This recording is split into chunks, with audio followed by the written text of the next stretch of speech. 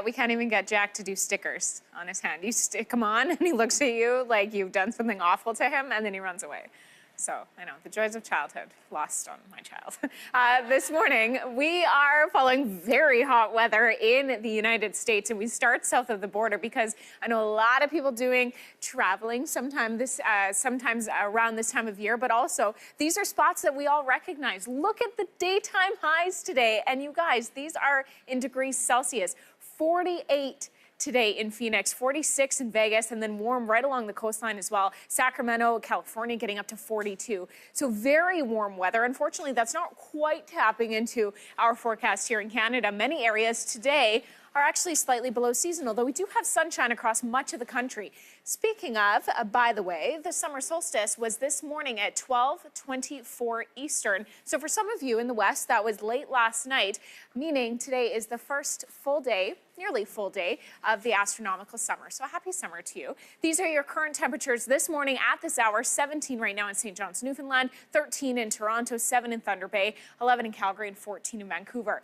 Now, we do have plenty of sunshine, I mentioned, but a few pockets of some rainier weather. Where it's sunny today in Ontario, I mean, temperatures are okay. They're not quite what we saw south of the border, but you can see across the region days of wetter weather for Thursday and for Friday as well, clearing just in time for the weekend. It really starts to heat up on Friday as we see storms sweep right across Ontario and into Quebec. They eventually slide into the Maritimes by Friday evening. So in terms of rain today, the area seeing the heaviest rain will be in eastern Ontario, southern Quebec, and it's not even that heavy. We're right around 5 millimeters or so from Ottawa eastward towards Quebec City. It's really as we head in towards Thursday and Friday that we start to see that more significant rainfall, the highest amounts between Barrie and up towards Montreal as well. That's where we start to get closer to about 30 millimeters. So if you have the sun today, enjoy it. If you don't, if you have your umbrella handy, keep it handy for the next couple. Now here's a look at your local forecast. It is less dense and often you need a longer runway to be able to take off, and so that can't always be accommodated. Though the runways in Phoenix are often longer than we see in other airports across the U.S., it doesn't always it doesn't always work, I guess, when temperatures are over 120 degrees Fahrenheit.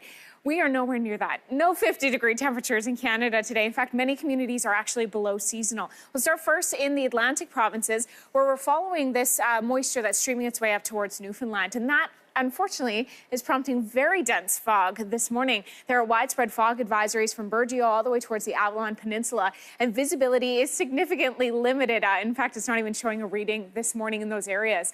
So watch out for the fog. Other than that, we'll see plenty of sunshine across the region for today.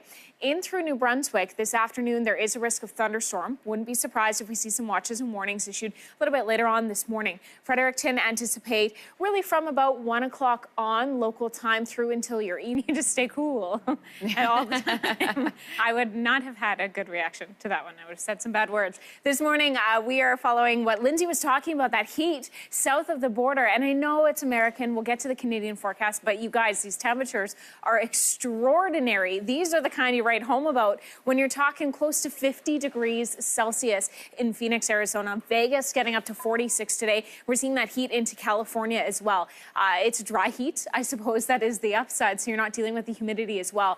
Up into BC, that's also influencing the British Columbia forecast just in terms of the sunshine, high pressure giving way to those clear skies. But we're also